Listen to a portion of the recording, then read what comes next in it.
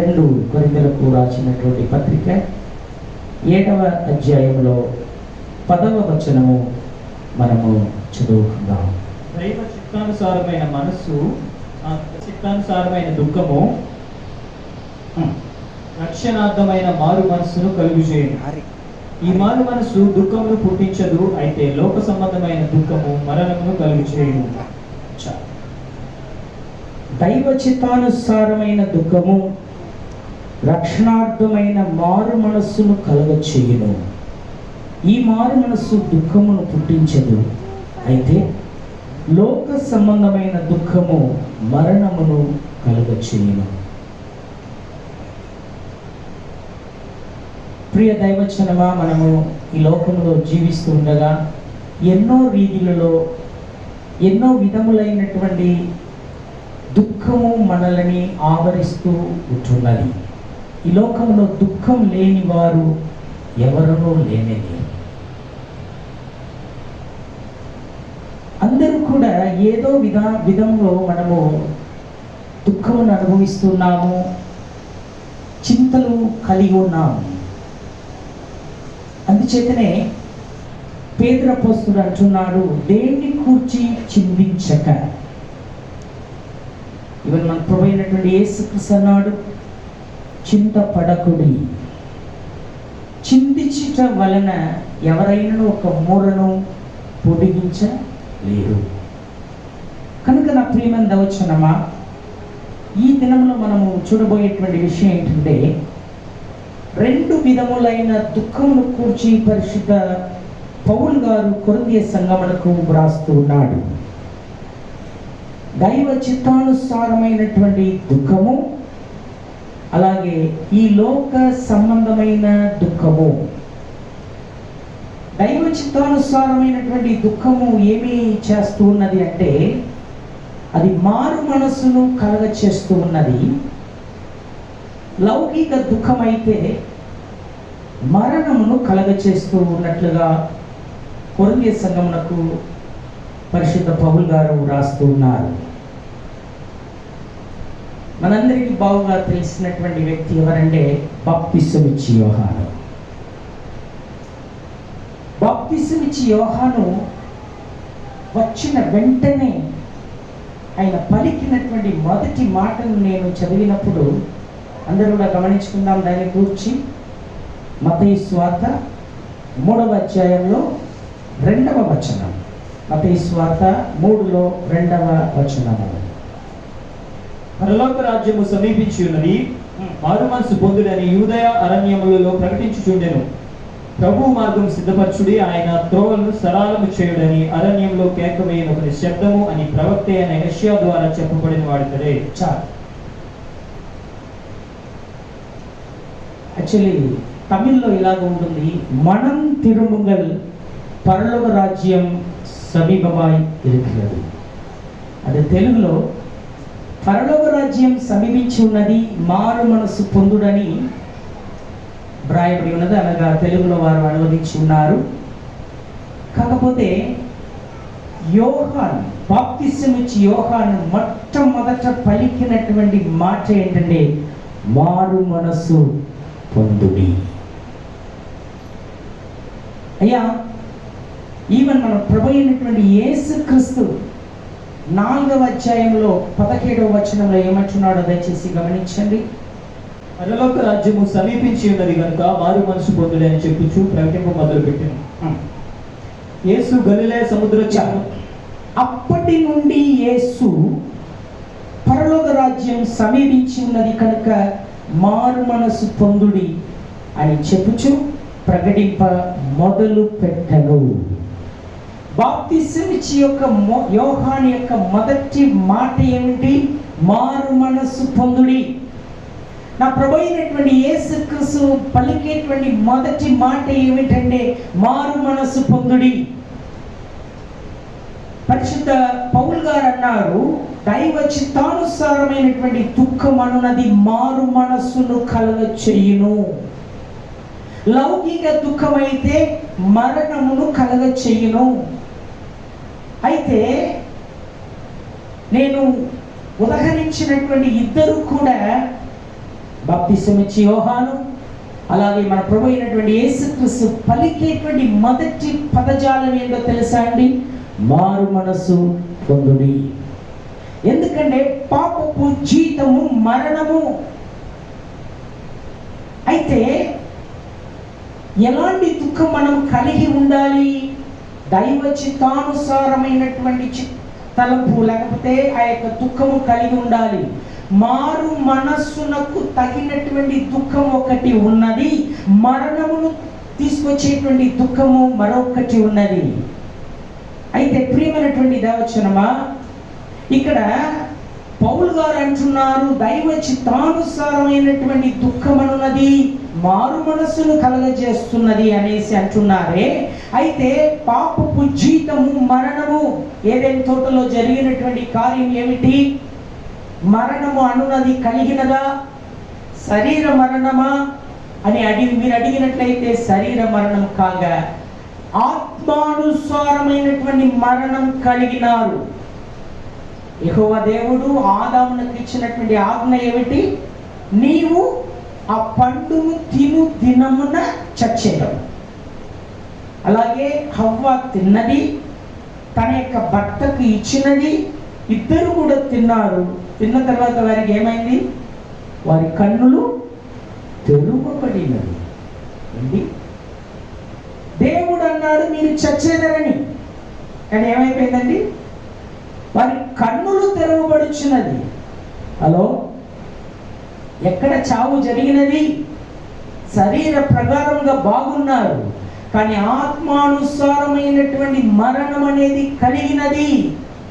నా ప్రియమైన దేవచనమా, ఇక్కడ కూడా మనము మారు మనస్సు, లేకపోతే పరలోక రాజ్యమునకు మనల్ని తీసుకునేటువంటి మారు మనస్సును మనము పొందేటువంటి దుఃఖమును కలుగుచున్నామా, లేక లౌకిక దుఃఖం? ఈ లౌకిక దుఃఖం అన్నది అందరికీ కలదు. దుఃఖం లేని వారు ఎవరు లేనే లేరు. అందుచేతనే పాపపు జీతము మరణము. మరణం అనేది ఎక్కడ కలుగుచున్నది? ఇక్కడ కూడా లౌకిక దుఃఖము పడేటువంటి ప్రతి ఒక్కరూ కలము. కానీ మరణం మనం పొందుచూ ఉన్నామా అంటే లేదు. ఎక్కడ మరణం కలుగుచున్నది? ఆత్మీయ రీతిలలో మనము ప్రతి రీతిలలో మనము రోగమై బలహీనమై మరణమునకు దగ్గర వెళ్ళేటువంటి వారుగా ఉంటున్నామన్న ఒక సంగతి మరచిపోద్దు. ఏ డాక్టర్ దగ్గరనైనా వెళ్ళండి, ఏ డాక్టర్ దగ్గర వెళ్ళైనా కూడా మీ యొక్క ఆరోగ్యం గురించి మాట్లాడండి. వారు ఏమంటారో తెలుసా? ఎక్కువ టెన్షన్ కావద్దు. హలో, టెన్షన్ అవ్వడం చేత ఈ నరాలు అన్నీ కూడా ఏమైపోనంటమ్మా? బలహీనమైపోగలదు. ఒక డాక్టర్ దగ్గర ఒకరు వెళ్ళినాడు. ఒక డాక్టర్ దగ్గర వెళ్ళేసి, అయ్యా డాక్టర్ అడుగుచున్నాడు ఏమైంది అనేసి. అప్పుడు అంటున్నాడు, నాకు చాలా బాధ ఉన్నదయ్యా, నాలాంటి బాధ ఎవరికి లేనే లేదయ్యా, ఎందుకంటే నేను చాలా బాధలో ఉన్నాను అన్నప్పుడు డాక్టర్ అన్నాడంట, ఎందుకు బాధలో ఉన్నావు? దగ్గరనే ఒక సర్కస్, అక్కడ వెళ్ళుము, అక్కడ ఒక పఫన్ వస్తాడు, ఒక జోకర్ వస్తాడు, వాడిని చూడగానే అందరూ నవ్వుతారు. అవునా? ఎంతమంది అలాగే సర్కస్కి వెళ్ళి పఫూన్ చూసినా? లేదా పఫూన్ అంటే మీకు తెలుసు కదమ్మా, ముక్కులో ఏం పెట్టేస్తారు వాళ్ళు? ఒక బాల్ను పెట్టేస్తారు. అలాగే ఇక్కడ ఒక టోపీ ఉంటారు. ఎక్కువ శాతం పఫూన్లు ఎలాగ ఉంటారు? పొట్టిగానే ఉంటారు. వాళ్ళు చేసేటువంటి చేష్టలను చూస్తుంటే నవ్వుతూ ఉంటాము.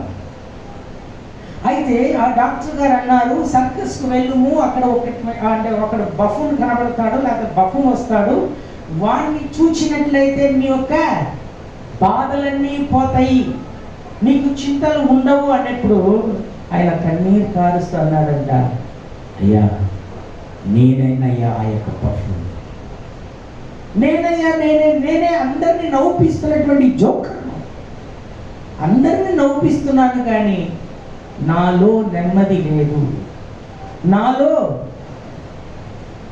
సంతోషం లేదు. నేను చాలా కృంగి ఉన్నాననేసి డాక్టర్ దగ్గర అంటున్నాడంట. అవును నా ప్రియమైన వచ్చినమ్మా, ఈ లోకంలో దుఃఖం లేని వారు ఎవరు లేరు. చిన్నపిల్లలను గమనించండి, వారు దుఃఖం లేకుండా ఉన్నారని అనుకుంటున్నారా? వారికి మరో విధమైనటువంటి దుఃఖం కలదన్నమాట. వారికి ఏం దుఃఖమో తెలుసా? ఇంకొక పాప దగ్గర ఉండేటువంటి ఏదో ఒక వస్తువు కావాలి.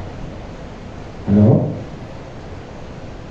వీరి చేతిలో ఉండేటువంటి వస్తువు వాళ్ళకి ఎప్పుడు కూడా సంతోషం అనిపించదు.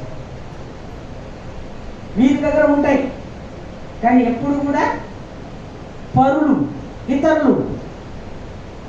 అలాగే బాల్య దశలో ఉండేటువంటి వారికి ఒక విధమైనటువంటి దుఃఖం కలదు. చాలా మందికి ఉండేటువంటి దుఃఖం ఏంటో తెలుసా? నన్ను ఎందుకు కుటుంబంలో పుట్టించారు, పోయి వస్తున్నాం, గొప్పింటి వారి దగ్గరికి పోయి వస్తున్నాం, వారి యొక్క శైలిని చూస్తున్నాం, వారి యొక్క లైఫ్ స్టైల్ని చూస్తున్నాం. వారి యొక్క ఒక్క రోజు ఖర్చు మనకు నెలకు సరిపోతుంది. అవునమ్మా చెప్పండి? ఒక్క రోజు ఖర్చు మనకు నెల తరబడి మనకు సరిపోగలదు. చాలాసార్లు అనుకుంటాం, ఎందుకయ్యా మమ్మల్ని ఇలాగా పుట్టించాడు. అయితే నా ప్రియమైన దావచ్చనమ్మా, ప్రతి విధానంలో ప్రతి ఒక్కరికి కూడా దుఃఖం అన్నది కలదు. కానీ ఎలాంటి దుఃఖం కలిగి ఉన్నామనేది చాలా ప్రాముఖ్యమైనటువంటి విషయము.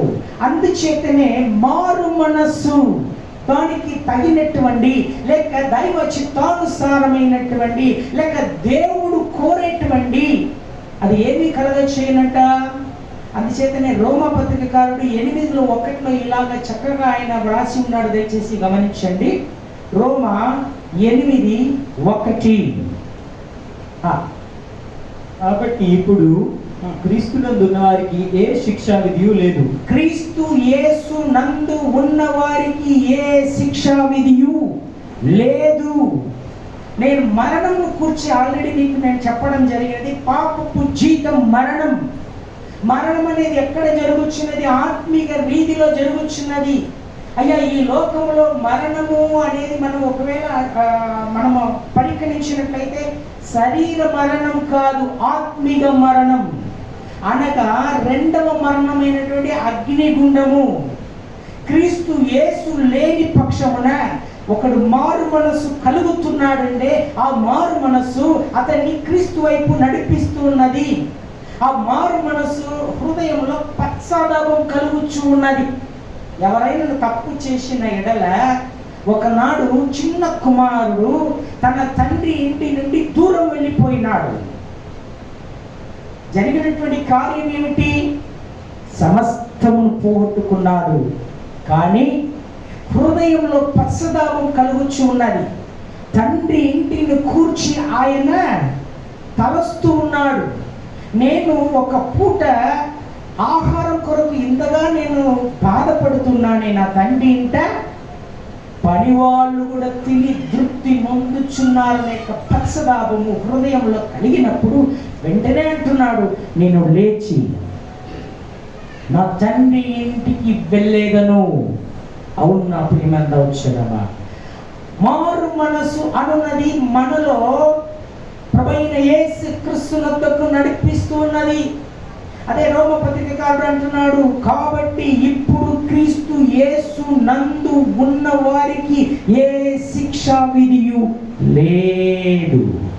ఎందుకంటే 7:25 గమనించినట్లయితే, మన ప్రభు అయిన యేసు క్రీస్తు ద్వారా దేవునికి కృతజ్ఞతాస్తుతులు చెల్లించుచున్నాను కాగా మనస్సు విషయములో నేను దైవమని అనుకున్నను, శరీర విషయంలో పాప నియమముకును దాసుడనై ఉన్నాను. పరిశుద్ధ పౌలు గారు అక్కడ విశదపరుస్తున్నటువంటి కార్యం ఏమిటంటే, ధర్మశాస్త్రంలో కూర్చి ప్రభు అయినటువంటి యేసు క్రీస్తును కూర్చి మాట్లాడుతూ ఉంటాడు. ధర్మశాస్త్రం నడిపిస్తున్నటువంటి కార్యం ఏమిటి?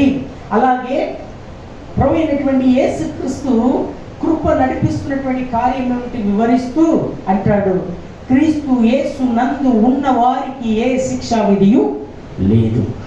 కాబట్టి నా ప్రియమైన వచనమా, ఇక్కడ ఉండేటువంటి వారు అందరూ కూడా ఈవెన్ నాతో సగా ఏదో విధంలో మనం దుఃఖపడుతూ ఉన్నాం.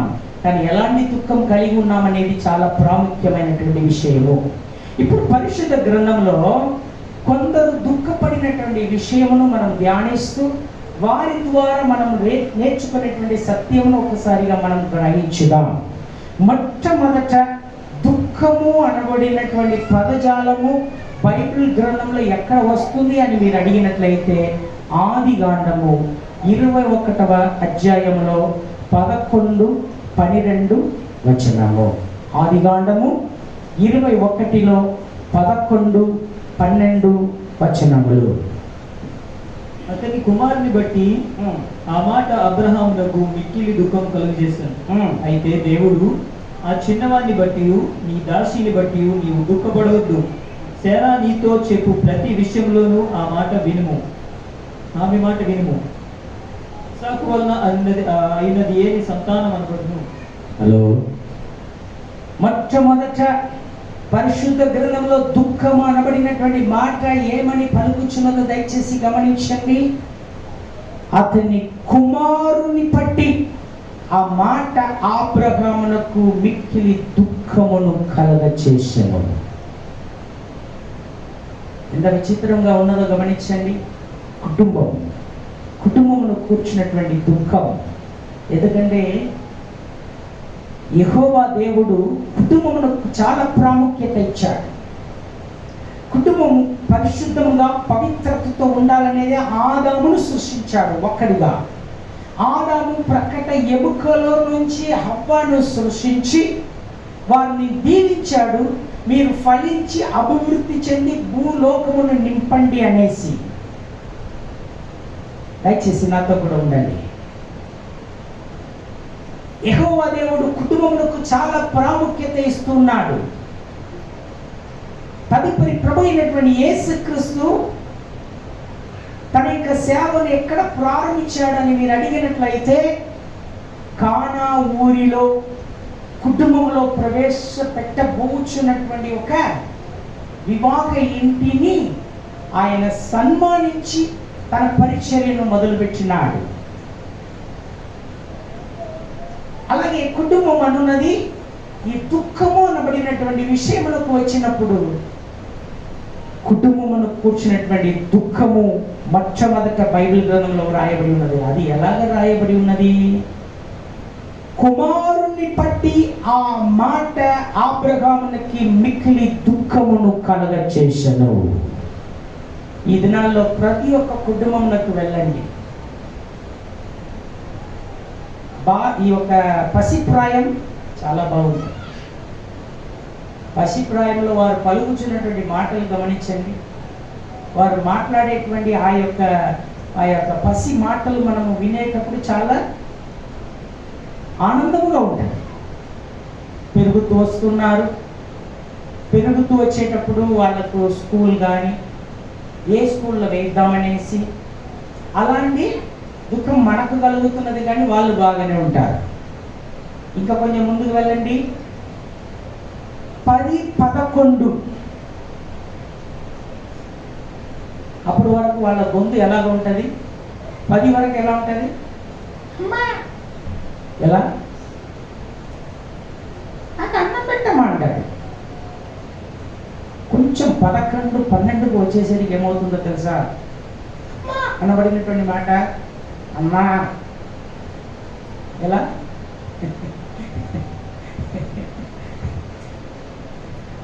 అమ్మా అనబడినటువంటి మాట అమ్మా అని వస్తుంది అనుకోండి. అప్పుడు మనకు ఒక అలారం.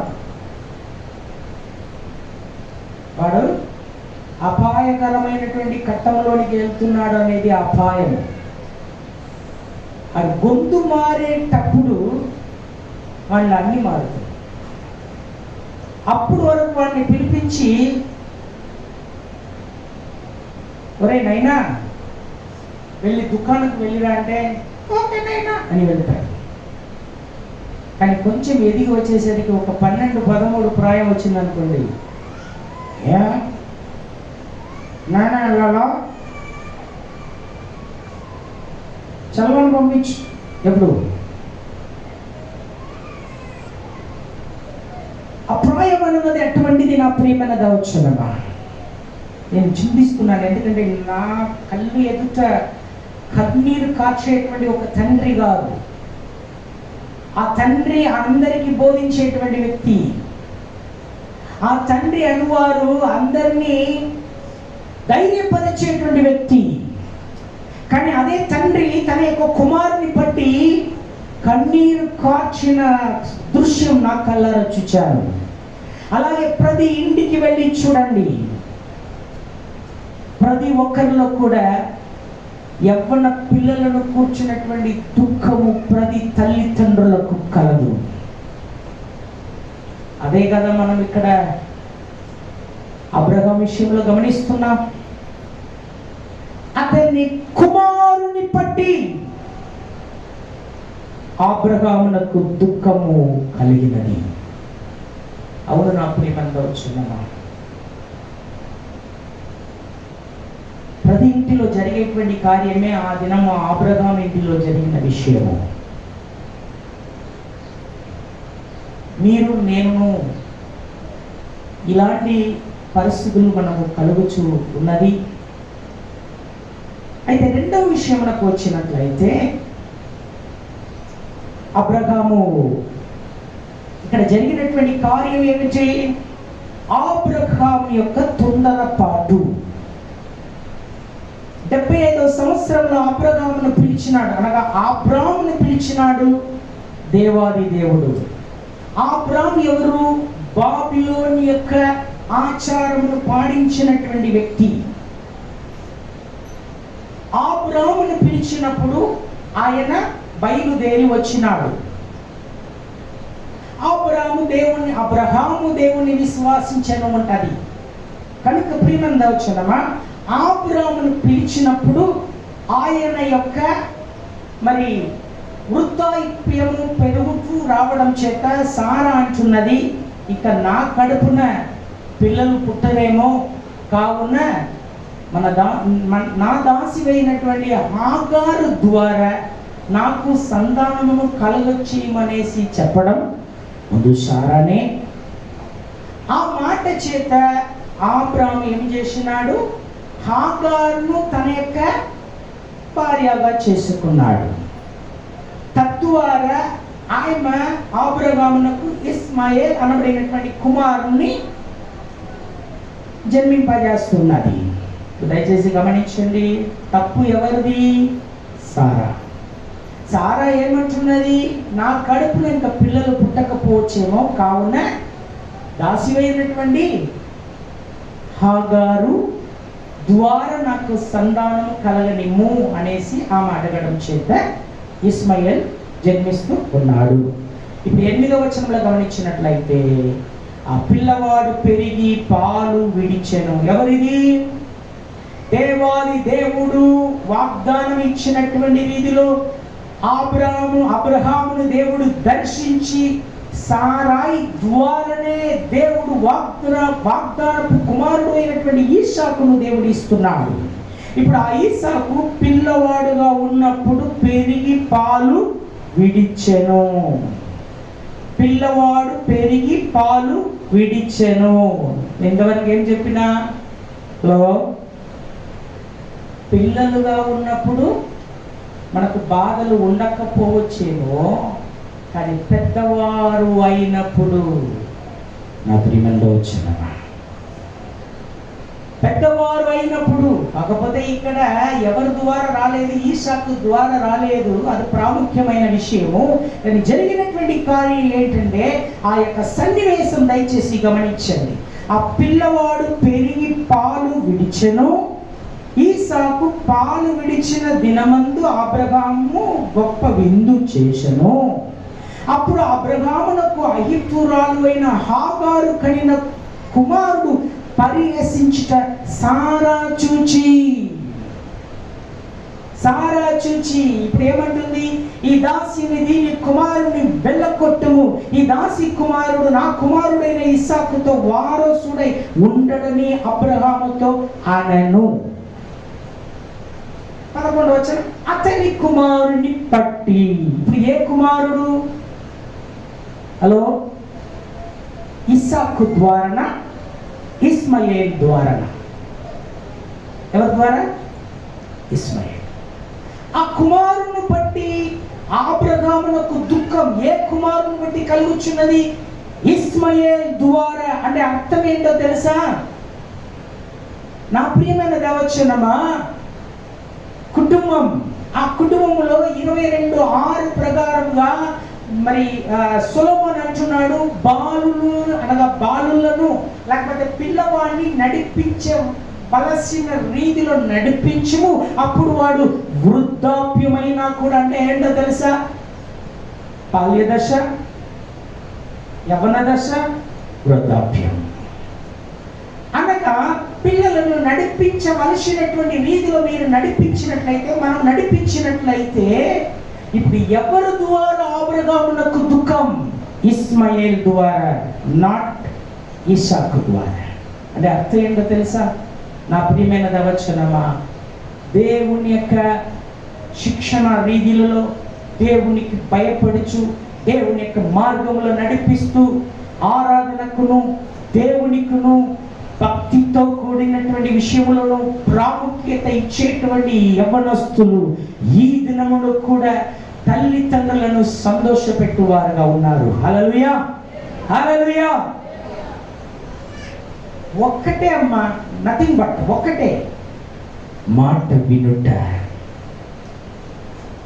కానీ దుఃఖమును పుట్టించేటువంటి కార్యం ఏంటంటే, యవ్వనస్తులు యవ్వన ప్రాయం రాగానే మన పిల్లలు మాత్రం కాదు, ఎక్కడ చూసినా కూడా ఇదే విధంగానే, ఇదే సమస్యలే. పాస్టర్ మా పిల్లగాడు మాట వింటలేదు, పాస్టర్ మా పిల్ల మాట. ఎక్కువ శాతం పిల్ల కంటే పిల్లగాని యొక్క మాటనే ఎక్కువ శాతం ప్రతి ఇంట్లో వినగలం. ఆడపిల్ల ఒకవేళ ఇంట్లోనే ఉండాలి, వాళ్ళకు బయట వెళ్ళడానికి ఎక్కువ ఆస్కారం లేదు. కానీ ఎక్కువ శాతం యవ్వన మగపిల్లలు. కానీ ఇక్కడ దయచేసి గమనించండి, ఈసాకు ద్వారా అబ్రహామునకు దుఃఖం కలగలేదు, కానీ ఇస్మాయేల్ ద్వారా అబ్రహామునకు దుఃఖం కలిగినది. ఇప్పుడు నేను ఒక విషయం మీ ముందర పెడుతున్నాను, దీని యొక్క మూలం దయచేసి మూలం గమనించండి. ఇస్మాయేల్ ఎలాగా జన్మిస్తున్నాడు? హాగార్ ద్వారా. ఈ హాగార్ ఎక్కడి నుండి వచ్చినది? అగిప్తులో నుండి వచ్చినది. అగిప్తు ఎప్పుడు కూడా దేనికి సూచనగా ఉన్నదనంటే ఈ లోకమునకు సూచనగా ఉన్నది. అగిప్తు అన్నది ఈ యొక్క లోకమునకు ఎప్పుడు కూడా సూచనగా ఉన్నది. కావున నా ప్రియమైన దవచనమా, లోకానుసారమైనటువంటి పద్ధతిలో పెరిగేటువంటి వారు తల్లిదండ్రులకు దుఃఖమును పుట్టిస్తున్నారు. కానీ ఈసాకు ఎవరు? నా ప్రియమైన దవచనమా, ఆయన వాగ్దానపు కుమారుడు. శరీర సంబంధమైనటువంటి ఇస్మాయేల్ ద్వారా అబ్రహామునకు దుఃఖం, ఆత్మానుసారమైనటువంటి ఈసాకు వలన అబ్రహామునకు దుఃఖం లేదు. నీవును నేను ఎలాగ ఉన్నాం? ఇప్పుడు మనందరం మన పిల్లల గురించి ఒకవేళ ఆలోచిస్తూ ఉన్నామో ఏమో, కానీ మనమందరం ఎవరమమ్మా? దేవుని పిల్లలం, దేవుని పిల్లలం. పరిశుద్ధాత్మ దేవుని గురించి ఎబేసులకు 4వ అధ్యాయంలో చదువుచున్నాము. విమోచన దినము కొరకు మిమ్మల్ని క్రయముగా కొనినటువంటి పరిశుద్ధాత్మ దేవుణ్ణి దుఃఖపరచకుడి. మనము కూడా దేవుణ్ణి దుఃఖపరచు వారుగా ఉన్నాం. ఎప్పుడు? ఇస్మాయేలుగా ఉన్నప్పుడు దుఃఖపరుస్తూ ఉన్నాము, కానీ ఈసాకుగా ఉన్నప్పుడు దేవాది దేవుడు సంతోషించువాడుగా ఉన్నాడు. ఈ ఉదయకాలంలో మనం ఎలాంటి వారుగా ఉండాలంట? ఇస్మాయేలుగా కాదమ్మా, ఈసాకుగా ఉండవాలని దేవాది దేవుడు కోరుతున్నాడు. తదుపరి గమనించండి, ఎంత చక్కగా ఉన్నదో గమనించండి. అతని కుమారుని బట్టి ఆ మాట అబ్రహామునకు మిక్కిలి దుఃఖము కలగజేసినది. ఎందుకంటే ఈ యొక్క ఇస్మాయేల్ అగిప్తు నుండి తేబడినటువంటి హాగార్ ద్వారా జన్మించినటువంటి కుమారుడుగా ఉండను. అప్పుడు సారా ఏమంటుంది? ఈ దాసి కుమారుడును ఇక్కడ నుంచి వెళ్ళకొట్టుము. అంటే అర్థం ఏంటో తెలుసా? నా ప్రియమైన దైవజనమా, మనం ఎప్పుడు వరకు ఈ లోకమునకు దాసులుగా ఉన్నామో, ఎప్పుడు వరకు ఈ లోకములో మనము ఈ లోక ఆచారంలోనూ ఈ లోక అలవాట్లోనూ అలవాట్లకు మనము పాలివారైపోతున్నామో, దానిలో మనం మునిగిపోతున్నామో, మనము ముందుగా మన కుటుంబస్తులకు దుఃఖమును కలగజేస్తున్నాము, తదుపరి మన దేవాది దేవునికి మనం దుఃఖమును కలగజేస్తున్నాము. అందుచేతనే సారాయి అంటుంది, ఈ దాసి కుమారును వెళ్ళకొట్టుము. ఎందుకంటే ఈ కుమారుడు నా కుమారుడితో వారసుడుగా ఉండడు కనుక. నా ప్రియమైన దౌర్జన్యమా, మనం ఎలాంటి వారుగా ఉన్నాం? దేవునికి భయపడుతూ దేవుని యొక్క మాటలను అనుసరిస్తూ జీవించుచున్నట్లయితే మన దేవునికి సంతోషమును కలగొచ్చేవారుగా ఉన్నాము. ఒకవేళ దేవుని యొక్క మాటను తిరస్కరిస్తూ దేవునికి మనము లోబడకుండా మన ఇష్టానుసారమైనటువంటి రీతిలో జీవించినట్లయితే మనము దేవునికి దుఃఖమును పుట్టించేవారుగా ఉంటున్నామని ఒక సంగతి మర్చిపోవద్దు. అయితే ఇక్కడ దయచేసి గమనించండి, ప్రభువైనటువంటి యెహోవా దేవుడు క్లియర్గా అంటున్నాడు, అతని కుమారుని బట్టి ఆ మాట అబ్రహామునకు మిక్కిలి దుఃఖము కలగచేసెను. అయితే దేవుడు ఈ చిన్నవాడిని బట్టి, ఈ దాసిని బట్టి నువ్వు దుఃఖపడవద్దు. సారా నీతో చెప్పు ప్రతి విషయములోనూ ఆమె మాట వినుము. ఇస్సాకు వలన ఆయనదియే నీ సంతానం అనబడును. దేవాది దేవుడు క్లియర్గా అబ్రహాముతో అంటున్నాడు, ఈ యొక్క ఇస్మాయిల్ను కూర్చి, ఈ యొక్క హాగార్ని కూర్చి నువ్వు చింతించవద్దు. అంటే అర్థం ఏంటి నా ప్రియమైన దవచనమా? ఈ లోకానుసారమైనటువంటి విషయం, ఈ లోకమును కూర్చున్నటువంటి విషయం. అందుచేతనే ప్రభువైనటువంటి యేసుక్రీస్తు అన్నారు, చింతించుట వలన చిందపడకుడి. ఆకాశపు పక్షులను తేరి చూడుడి, అది విత్తవు కోయవు, తన యొక్క గొడ్లలో కూర్చుకొనవు, ఆయనను పరమ తండ్రి అయినటువంటి నేను దాన్ని పోషించుచున్నానే. అడవి పుష్పములను గమనించి చూడండి, అది ఎన్నడూ కూడా దానికి ఆ యొక్క నేత వేసేటువంటి యంత్రం అనేది ఉంటుందా? లేదు. ఆయనను విధములుగా దాన్ని నేను అలంకరిస్తున్నాను అనేసి అంటున్నాడు. కనుక నా ప్రియమైన దౌర్జన్యమా, ఇక్కడ దాసి కుమారుని వెళ్ళకొట్టుము. కనుక మన జీవితంలో ఈ లోకానుసారమైనటువంటి లేదా సాతానుడు మనల్ని ప్రయోగించేటువంటి రీతిలో, సాతాను మనల్ని అనగా నడిపించేటువంటి రీతిలో మనం వెళ్ళినట్లయితే ఖచ్చితంగా అది దుఃఖకరమైనటువంటి కార్యంగా మారగలదు. అందుచేత దైవ చిత్తానుసారమైనటువంటి రీతిలలో ఈసాకు అనునవాడు మరి అబ్రహామునకు దుఃఖమును పుట్టించలేదన్న ఒక విషయం మనం దయచేసి గమనించాలి. కానీ ఇక్కడ ఏమంటున్నాడు, నీవు దుఃఖపడవద్దు, సారా నీతో చెప్పు ప్రతి విషయములను ఆమె మాట వినుము. కుటుంబమును కూర్చి ఎంత చక్కగా యెహోవా దేవుడు రాస్తున్నాడో దయచేసి గమనించండి. అయితే ఎప్పుడు కూడా వివాహ సమయంలో మనము చదివేటువంటి వాక్య భాగం మరలా ఒక్కసారి నేను స్మరిస్తున్నాను, దయచేసి గమనించండి. ఎబేషులకు రాసినటువంటి పత్రిక 5వ అధ్యాయంకు వచ్చినట్లయితే అక్కడ క్లియర్గా వ్రాయబడి ఉంటది, స్త్రీలారా మీ ప్రభువునకు వలె మీ సొంత పురుషులకు లోబడి ఉండుడి. స్త్రీలకు ఇవ్వబడినటువంటి ఆజ్ఞ, స్త్రీలకు ఇవ్వబడినటువంటి ఆజ్ఞ ఏమిటి? స్త్రీలారా ప్రభువునకు వలె మీ సొంత పురుషులకు లోబడి ఉండుడి. అలాగే 25వ వచనం, పురుషులారా మీరును మీ భార్యలను ప్రేమించుడి. హలో, ఇద్దరికి ఎలాంటి ఆజ్ఞ ఇవ్వబడుచున్నదో గమనించండి.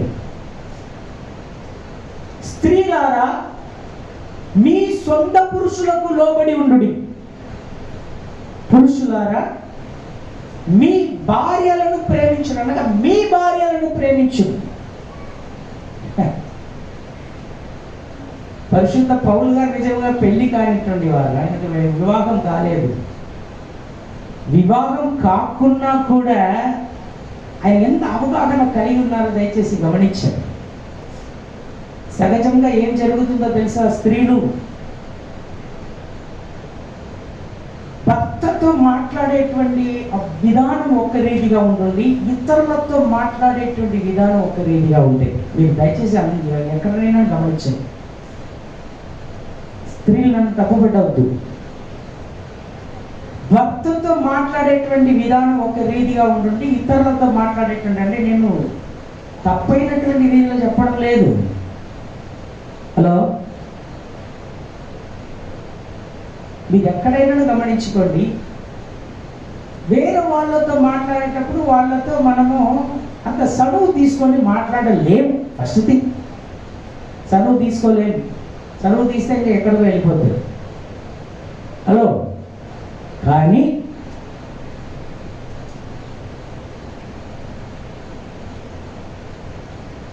మీ సొంత పురుషులకు లోబడి ఉండుడి అని వ్రాయటం ఎందుకోసము? సరే, పురుషులకు ఏమంటుంది? మీరు మీ భార్యలను అనగా మీ భార్యను ప్రేమించు. సహజంగా ప్రేమించుకునేటువంటి వారి విషయంలోకి వచ్చినట్లయితే ఆ ప్రేమించేటప్పుడు గంటల కొలది మాట్లాడతారు. ఫోన్లలో గంటల కొలది మాట్లాడతారు. ఫోన్లలో నా బుజ్జి అంటారు, నా బంగారం అంటారు, నా డార్లింగ్ అంటారు. ఎవరు? మగవాళ్ళు. నా చిన్ని కదా, నువ్వు 12 గంటలకు నాకు విషెస్ చెప్పాలి. ఏంటి? బర్త్డే విషెస్ అంట. సరిగా 12:01 వరకు ఆమె కూడా మెలుకొని ఉంటుంది. 12:01కి ఏమంటుంది? Hello darling, happy birthday to you. ఎవరు? ఎప్పటి వరకు? ప్రేమించుకునేటువంటి సమయం వరకు. ఎప్పుడు వారు పెళ్లి చేసుకున్నారో ఆ పెళ్ళైనటువంటి ఆ దినము నుండి అందరి విషయంలో దయచేసి గమనించండి. పెళ్లి కావడానికి ముందు ఆమె మాట తీయగా ఉంటుంది, మాట వినాలని ఆశ ఉంటుంది. కానీ పెళ్లి అయిన ఆ దినము నుండి ఒకటే మాట వీని నోటి నుంచి వస్తుంది. నార్మల్. అంతకుముందు అదే వాడే అంటాడు, నీ మాట చాలా బాగుంది, నువ్వు ఇంకా మాట్లాడవా, నువ్వు నాతో ఇంకా మాట్లాడవా అనేసి అనేటువంటి అదే నోరే. కానీ పెళ్ళైన తర్వాత ప్రేమంగా వచ్చానమ్మా. అందుచేతనే పరిశుద్ధ పౌలు గారు ఇద్దరికి ఆజ్ఞయిస్తున్నాడు, స్త్రీలారా మీ ప్రభువునకు వలె మీ సొంత పురుషులకు లోబడి ఉండుడి. కానీ మనం ఏం చేస్తాం? తండ్రి చెప్పేటువంటి మాట వేదంగా ఉంటుంది, అన్న తమ్ముడు చెప్పేటువంటి మాట మనకు వేదముగా ఉండేది. ఇతరులు ఎవరు చెప్పినా కూడా మనము మాట వింటాం. కానీ భర్త చెప్పేటప్పుడు మాత్రం అలా కాదండి. ఒక మాట చెప్పినప్పుడు అవునండి అలాగేనండి ఎప్పుడైనా అనగలమా అంటే లేదు. ఎలా? అలా కాదండి.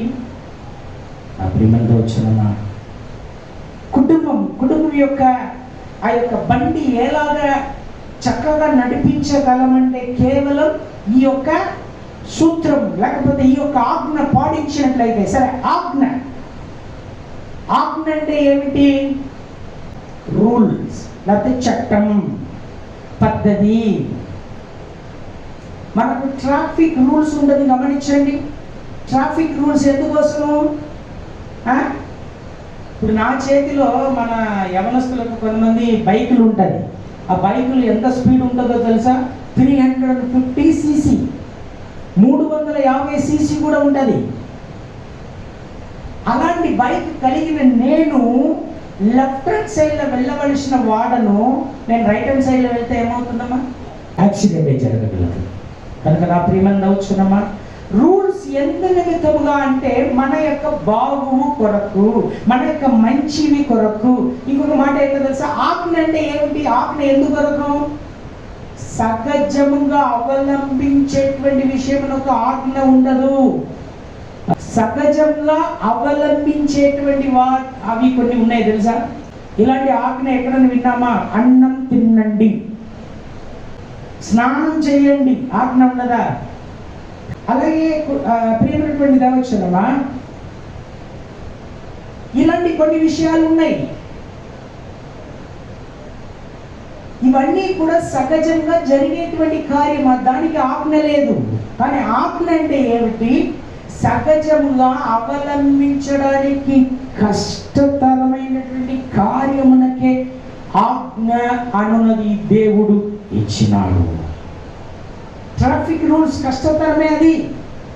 ఇప్పుడు మీరు రోడ్లో గమనించినట్లయితే ఇలాగ వెళ్తుంటే యూటర్న్ ఎక్కడో ఉంటుంది. ఇక్కడ నుంచి అటు వెళ్ళాలంటే మీరు ఇక్కడ నుంచి అలా వెళ్ళాలనుకోండి, యూటర్న్ ముందర వెళ్ళేసి రైట్ వెళ్ళేసి రావాలి. కానీ జస్ట్ ఒక 100 మీటర్ వెనుకనే ఇంకొక యూటర్న్ ఉంటుంది. మనం అక్కడి నుంచి ఇలా రావాలనుకుంటున్నాం అనుకోండి, ఫస్ట్ థింగ్ పోలీసు వాళ్ళు పోలీసు వాళ్ళు ఏం చేస్తారు? వాళ్ళ చేతులు ఇప్పుడు కెమెరా ఫోన్ అన్నమాట. లబక్కని కొట్టిన తర్వాత మనకు ఒక గంటలోనే మన ఇంటికి మన ఫోన్లో వచ్చేస్తుంది, నీవు రాంగ్ రూట్ వెళ్ళినావు, ఫలానా అమౌంట్ అన్నది నీకు ఫైన్ అనేది ఉంటుంది. ఒకటి. రెండోది ఏంటి? నీవు అలాగ రాంగ్ రూట్ వెళ్ళినప్పుడు అది నీకు ప్రమాదకరము, నీకు ప్రమాదము, ఇతరులకు ప్రమాదము. కనుక ప్రియమైన దేవచనమా, ట్రాఫిక్ రూల్స్ అనగా రూల్స్ అనున్నది అది కష్టతరమే, సహజంగా అవలంబించేది కాదు. కానీ ఏం చేయాలంట? పురుషులు తమ యొక్క భార్యలను ప్రేమించాలి. అలాగే స్త్రీలు తమ సొంత పురుషులకు లోబడి ఉండాలి. ఎందుకంటే అదే విషయమే దేవాది దేవుడు ఇక్కడ అంటున్నాడు. కానీ అక్కడ ఏమంటున్నాడు అనేది చాలా విచిత్రమైనటువంటి విషయము. ఆదికాండం 21కి మళ్ళీ వద్దాం. ఆదికాండం 21కి వచ్చినట్లయితే అక్కడ ఏమంటున్నాడు దేవాది దేవుడు? శారా నీతో చెప్పు ప్రతి విషయంలోనూ ఆయన మాట వినుము. భర్త ఏం చేయాలి? పౌల పోసిన యొక్క ఆజ్ఞ ప్రకారము ప్రేమించాలి. కానీ స్త్రీ భర్త మాట వినాలి, లేకపోతే లోబడి ఉండాలి. అర్థమవుతుంది కదా? స్త్రీ లోబడాలి, భర్త ప్రేమించాలి. కానీ దేవుడు అబ్రహాముతో ఏమంటున్నాడు? నీవు నీ భార్యకు లోబడు. పరిస్థితి గమనిస్తున్నారా నా ప్రియమంది వచ్చున్నామా? ఎందుచేత అబ్రహాము ఒకనాడు శారా మాట విన్నాడు. శారా మాట విన్నాడు. నేను అనేటువంటి కార్యం దయచేసి గమనించండి. కుటుంబం అన్నది చక్కగా మనకు సాగాలంటే, అనగా భర్త భార్యను ప్రేమించడం అంటే అర్థం ఏమిటి? అంటే మాట వినకుండా పోవడమా? కాదు. ఒకరినొకరు అర్థం చేసుకుంటూ దేవుడు మనకు వ్రాసిచ్చినటువంటి ఆ యొక్క పద్ధతులను పాటిస్తూ మనం ముందు సాగినట్లయితే మన జీవితంలో జయ జీవితం చేయగలము. అయితే పురుషులు ఏం చేయాలి? భార్యను ప్రేమించాలి, స్త్రీలు భర్తకు లోబడి ఉండాలి. కానీ దేవుడు అంటున్నాడు సారా విషయములలో సారా ఏమి చెప్పినా కూడా ఆయన మాట వినుము. నా ప్రియమంగా వచ్చానమ్మా, జరిగినటువంటి కార్యం ఏంటంటే అర్థం ఏంటో తెలుసా? లోకమును, లోకానుసారమైనటువంటి కార్యమును, ఆ విషయములలో నీవు ఏం చేయాలి? ఇప్పుడు రూల్స్ను మనము అతిక్రమించి కూడా నువ్వు లోపడవలసినటువంటి అవసరం కలదు. ఎందుకు? ఈ లోక విషయంలో, లోకానుసార విషయంలో మనం ఏం చేయాలమ్మా? ఎలాంటి పరిస్థితుల్లోనైనా కూడా మనం లోకమును, లోకానుసారమైనటువంటి వీధులలో మనం నడవడం వెళ్ళవద్దు అనేది చాలా ప్రాముఖ్యమైనటువంటి విషయం. అయితే దైవ చిత్తానుసారమైనటువంటి దుఃఖం అబ్రహామునకు కలిగినది. ఇది దైవ చిత్తానుసారమైనటువంటి దుఃఖమా లేక లోకానుసారమైనటువంటి దుఃఖమా అని మీరు నన్ను అడిగినట్లయితే ఇది లౌకిక దుఃఖం. ఎలాంటిది? ఇప్పుడు ఇదే ఇతను ఎవరు? ఇష్మాయేల్. ఈ ఇష్మాయేల్ ఎవరు? హాగార్ యొక్క కుమారుడు. హాగార్ ఎవరు? ఐగుప్తు నుండి దాసిగా పిలువబడినది. ఎందుకంటే ఇదే పరిశుద్ధ పౌలు గారు కూడా అంటారు, సారా ఎవరు? హాగార్ ఎవరు? సారా ఎవరు? ఆమె స్వాతంత్ర్యం కలిగినది. హాగార్ ఎవరు? ఆమె బానిసత్వంతో కూడినది. అవును నా ప్రియమైన దైవజనమా, లౌకిక దుఃఖం కలిగి ఉన్నామా? ఆత్మానుసారమైన దుఃఖం కలిగి ఉన్నామా?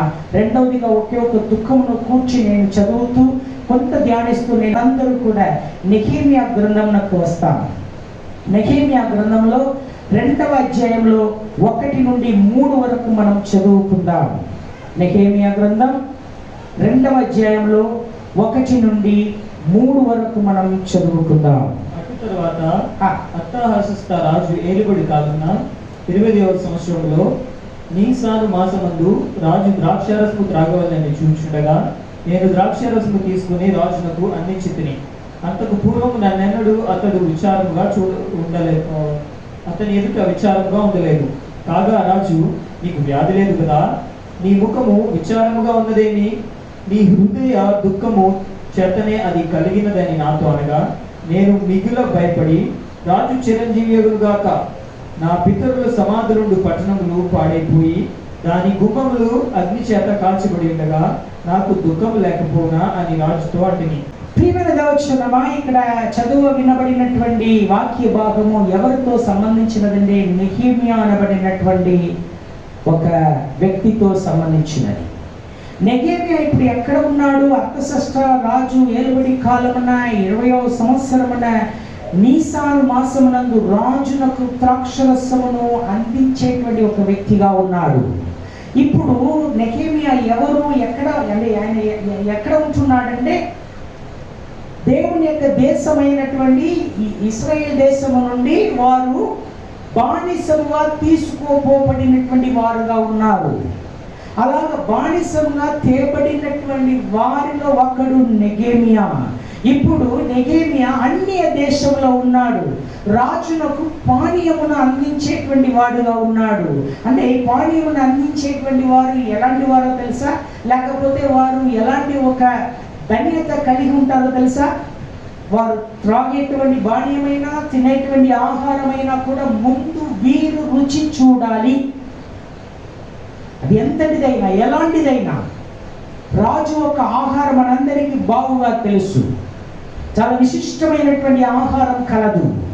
కావున ఈ నెహెమ్యా రాజునకు తేబడిన దానిని ముందుగా ఈయన తింటాడు, ఈయన భుజిస్తాడు, తరువాతనే రాజునకు అందిస్తాడు.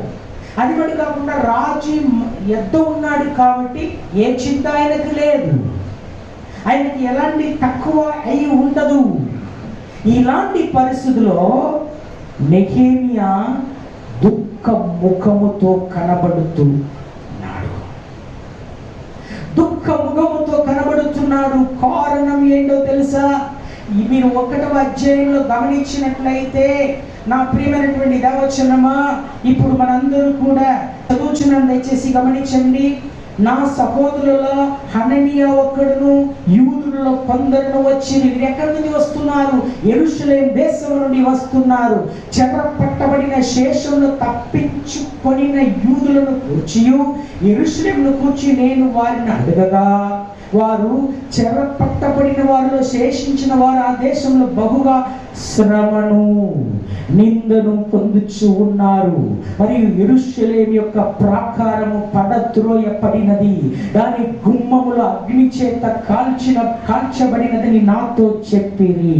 4వ వచనం, ఈ మాటలు వినినప్పుడు నేను కూర్చుండి ఏడ్చి కొన్ని దినములు దుఃఖముతో ఉపవాసం ఉండి ఆకాశ మండలి దేవుని ఎదుట విజ్ఞాపన చేసి తిని. ఆయన యొక్క విజ్ఞాపన కూడా చదువుతున్నా, గమనించండి.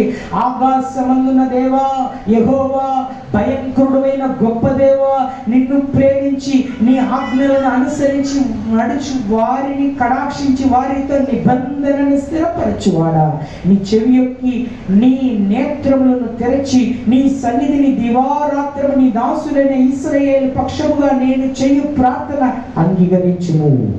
నీకు విరోధముగా పాపం చేసిన ఇశ్రాయేలు కుమారుల దోషమును నేను ఒప్పుకొనుచున్నాను.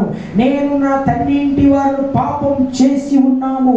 నీ ఎదుట బహు అసహ్యముగా ప్రవర్తించితివి. నీ సేవకుడైన మోషే చేత నీవు నిర్ణయించిన ఆజ్ఞలైనను కట్టడలైనను విధులైనను మేము కై కొనకపోతిమి. నీ సేవకుడైన మోషేతో నీవు సెలవిచ్చిన మాటలను జ్ఞాపకం తెచ్చుకొనుము అనేసి ప్రార్థన చేస్తూ ఉన్నాడు. ప్రార్థన చేస్తున్నటువంటి ఆ యొక్క నెహెమ్యా జరిగినటువంటి కార్యం ఇంతవరకు చదువు వినబడినటువంటి వాక్యం నుంచి మీరు గ్రహించి ఉండవచ్చు. నెహెమ్యా బాబులోనులో ఉన్నాడు. యెరూషలేములో ఉండేటువంటి కొందరు బాబులోనికి వస్తున్నారు. రాగానే నెహెమ్యా యొక్క ఆశ ఏమిటి? అయ్యా, అక్కడ మిగిలి ఉన్నారు చూడండి, వారు ఎలాగ ఉన్నారు, నేను ఇక్కడ బాగున్నాను, నేను రాజు సముఖంలో ఉన్నాను, నాకు సమస్తము రాజు అందిస్తున్నాడు, లేకపోతే నేను రాజుతో ఉన్నాను కాబట్టి నాకు ఏ కొదవలేదు. కానీ నా వారు యెరూషలేములో ఉన్నారు, వారు ఎలాగ ఉన్నారు, అక్కడ ఉండేటువంటి సిచ్యువేషన్ ఎలాంటి ఉన్నదని అడిగినట్లయితే వారు ఏమంటున్నారో తెలుసా? వారు బహు శ్రమను నిందను పొందుచున్నారు. రెండవది, యెరూషలేము యొక్క ప్రాకారం పడత్రోయబడినది, దాని గుమ్మములు అగ్ని చేత కాల్చబడినది అనగా కూర్చుండి ఏడుస్తున్నాడు, బహుదినములు దుఃఖముతో ఉన్నాడు. నా ప్రియమైన వచనమా, దయచేసి గమనించు. నీవును నేనును రాజు అయినటువంటి యేసు మహారాజును తండ్రిగా కలిగి పరలోకమునకు మనం వారసులుగా పిలువబడ్డాము. మనకు ఒక నిరీక్షణ కలదు, మనం పరలోకమునకు వెళ్ళుదామనబడినటువంటి నిరీక్షణ. కానీ ఎంతమంది మన వారిని కూర్చున్నటువంటి దుఃఖము కలిగి ఉన్నాము? ఎంతమంది మనవారు ఇలాగ పాడైపోతున్నారు అనబడినటువంటి దుఃఖము కలిగి ఉన్నాము? నా ప్రియమైన దైవజనమా, నెహెమ్యా దేవుని యొక్క సన్నిధానంలో అనగా రాజు యొక్క సన్నిధానంలో బహుగా సంతోషముగా ఉన్నారు. ఈయనకి ఎందుకు అవసరం అక్కడ పడి ఉండేటువంటి వారిని కూర్చున్నటువంటి విషయం? కానీ నెహెమ్యా యొక్క బాధ అంతా ఏందో తెలుసా? నా వారు ఎలాగ ఉన్నారు, నా వారు ఎలాగ ఉన్నారు. నా ప్రియమైన దైవజనమా, నీవు నేను మన వారిని కూర్చి దుఃఖ పటని పక్షమున నీవును నేను మన వారిని కూర్చి. దయచేసి గమనించండి, దేవుని యొక్క సన్నిధానంలో మనం వెళ్తామో ఏమో, వెళ్ళినప్పుడు ప్రతి ఒక్క దాన్ని కూర్చున్నటువంటి లెక్క మనం దేవునికి అప్పచెప్పవలసిన వారుగా ఉన్నాము. నా ప్రియమైన దైవజనమా, దయచేసి గమనించండి. మోషే, దేవుడు అన్నాడు, మోషే నన్ను వదిలిపెట్టుము, ఈ జనములను నేను ఒకే క్షణంలో తుడిచివేసేదను, ఒకే క్షణంలో తుడిచివేసేదను, నిన్ను గొప్ప చేసేదను, నీ పేరు నేను ప్రఖ్యాతి చెందించేదను, ఈ జనాలను నేను ఓర్వలేకపోతున్నాను అన్నప్పుడు మోషే ఏమన్నాడు?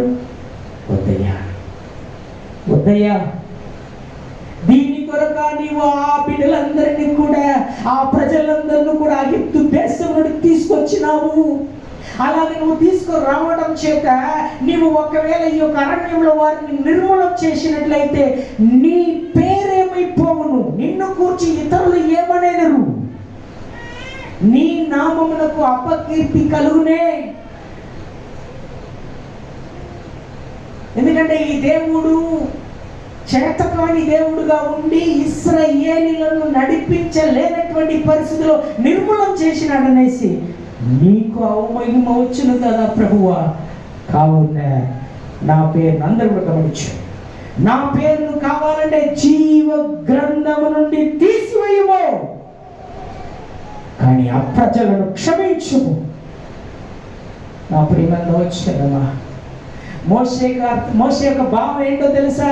అయ్యా, ఈ ప్రజలు ఎంత ఒంగనొల్లని జనా, ఎంత లోపడున్న నొల్లని జనాలన్నా, ఎంత వారు మొరటు వాళ్ళైనా, ఎంత తిరుగుబాటు చేసినా కూడా ఈ ప్రజలు ఉన్న చోటే నేను ఉండేదను. అలాంటి భావం మనం కలిగి ఉందామా? ఇతరులను కూర్చున్నటువంటి దుఃఖం మనకు కలదా? నశించిపోవచ్చినటువంటి ఆత్మలను కూర్చున్నటువంటి దుఃఖం మనకు కలదా ప్రియమందా వచ్చారవా? ఒకటి అంటున్నాడు, వారు నిందను శ్రమను అనుభవిస్తున్నారు. రెండవది అంటున్నారు, యెరూషలేము యొక్క ప్రాకారం కూలగొట్టబడినది. ప్రాకారం ఎందుకొరకు? కాంపౌండ్ వాల్ ఎందుకొరకు? మనం ఉన్నటువంటి ఇంటి చుట్టూ కాంపౌండ్ వాల్ కట్టుకున్నాం, గేట్ వేసుకున్నాం, సమస్తం భద్రపరుచుకున్నాం, లోపల బాగుగా ఉంటున్నాం. కానీ బయట ఉన్న వారిని కూర్చున్నటువంటి ఆలోచన ఏమి ఉన్నది? నీవు ప్రభువునందు ఉన్నావు, దేవుణ్ణి కూర్చున్నటువంటి సంతోషం నీకు కలదు. కానీ ఇతరులను కూర్చి లెక్క ఎలాగ అప్పచెప్పగలం నా ప్రియమైన వచ్చారమ్మా? సాతానుడు ఈజీగా వారిని కొల్లగొట్టుకొని పోచున్నారు. వారిని ఆదాయపరిచేటువంటి స్తోమత మనలో కదా. అందుచేతనే యవనస్తులు అడుగుతారు, బాబు మీ ఫ్రెండ్స్లను మీరు ఆదాయం చేయండి, మీ ఫ్రెండ్స్లను ఆదాయం చేయండి. కానీ సంగతి ఏమైపోతుందో తెలుసా? ప్రియమైన వచ్చిన దయచేసి గమనించండి. ఎలాగైనా కూడా మీ ద్వారా, అనగా పోయిన వారంలో ధ్యానించినట్టు మన ద్వారా దేవుని నామ మహిమపరచబడాలి. కనుక నా ప్రియమైన వచ్చిన దయచేసి గమనించండి. ఇశ్రాయేలులో శేషించిన వారు బహు నిందను శ్రమను ఉపద్రవం అనుభవిస్తున్నారని నెహెమ్యా గ్రహించుచున్నాడు. యెరూషలేము యొక్క ప్రాకారమన్నీ కూడా కూలగొట్టబడి ఉన్నటువంటి విషయమును వింటున్నాడు. తదుపరి గుమ్మము అగ్ని చేత కాల్చబడినది. 12 గుమ్మములు గలది యెరూషలేములో. 12 గుమ్మములకు ప్రతి ఒక్క శ్రేష్టత కలదు, ప్రతి ఒక్క దానికి శ్రేష్టత కలదు. నా ప్రియమైన దావచ్చనమా, నెహెమ్యా దాన్ని వినినప్పుడు రాజు యొక్క సన్నిధానంలో వెళ్ళి దుఃఖ ముఖముతో ఉంటున్నాడు. రాజునకు నెహెమ్యాకు మధ్యలో ఉండేటువంటి అనుబంధం మీరు గమనించాలి. రాజు ఎప్పుడు సహజంగా గర్వం కలిగిన వారుగా ఉంటారు, ఇతరులను కూర్చు పట్టించుకోరు. కానీ నెహెమ్యా ముఖమును చూసినట్లయితే దుఃఖ ముఖముతో ఉన్నది. వెంటనే రాజు అడుగుచున్నాడు, చూడండి నీకు వ్యాధి ఏమీ లేదా? చూశారండి నెహెమ్యా ఎటువంటి పరిస్థితులు ఉన్నాడో చూశారా? ఆయన యొక్క మంచిది, ఆయన యొక్క బాహువు అడిగేటువంటి రాజు ఉన్నాడు. కానీ అలాంటి నెహెమ్యాకు ఎందుకు ఇశ్రాయేలు దేశమును కూర్చి, యెరూషలేమును కూర్చి చింతించాలి? అవసరం. కారణం ఏంటో తెలుసా? నా వారు మనందరూ కూడా దేవుని యొక్క సన్నిధానంలో తగ్గించుకుందామా? మనందరూ కూడా దేవుని యొక్క సన్నిధానంలో సమర్పించుకుందామా? ఇద్దరి యొక్క దుఃఖమును కూర్చి విన్నాం. అబ్రహాం తన కుటుంబమును కూర్చి దుఃఖపడడం. ఈ దినాల్లో అందరి తల్లిదండ్రులు మన కుటుంబంలో కూర్చి మనం దుఃఖపడుతూ ఉన్నాం.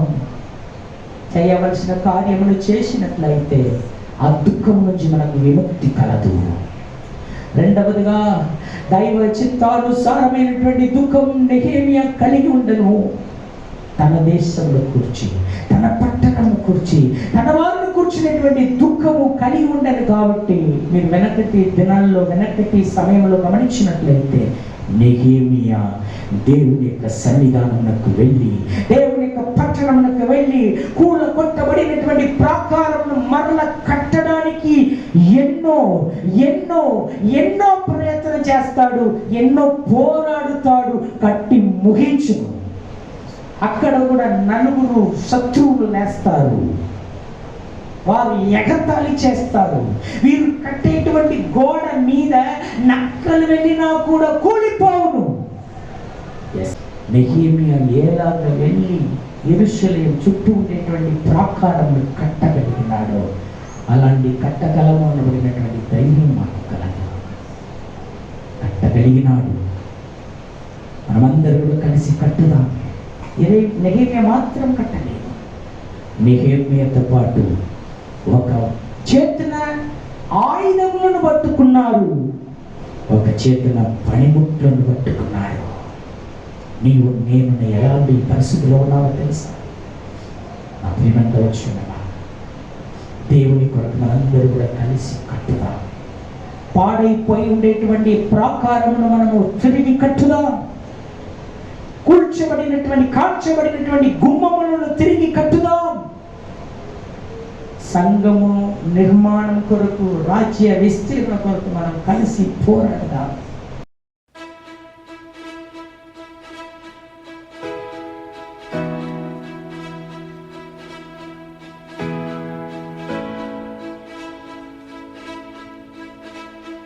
Open the eyes of my heart, Lord. Open the eyes of my heart. I want to see you. I want to see you. Open the eyes of my heart, Lord. Open the eyes of my heart. I want to see you. I want to see you, to see you high and lifted up, shining in the light of your glory. Pour out your power and love as we sing holy, holy, holy. Open the eyes of my heart, Lord. Open the eyes of my heart. I want to see you. I want to see you. Open the eyes of my heart, Lord. Open the eyes of my heart. I want to see you. I want to see you. To see you high, to see you high and lifted up, shining in the light of your glory. Pour out your power and love as we sing holy, holy, holy. To see you high and lifted up, shining in the light of your glory. Pour out your power and love as we sing holy, holy, holy. To see you high and lifted up, shining in the light of your glory. Pour out your power and love as we sing holy, holy, holy.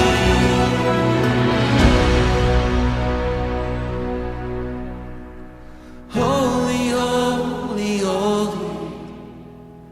Holy, holy, holy. You are holy, holy, holy. I want to see you. You are holy, holy, holy, holy. You are holy, holy, holy. I want to see you. You are holy, holy, holy. You are holy, holy, holy.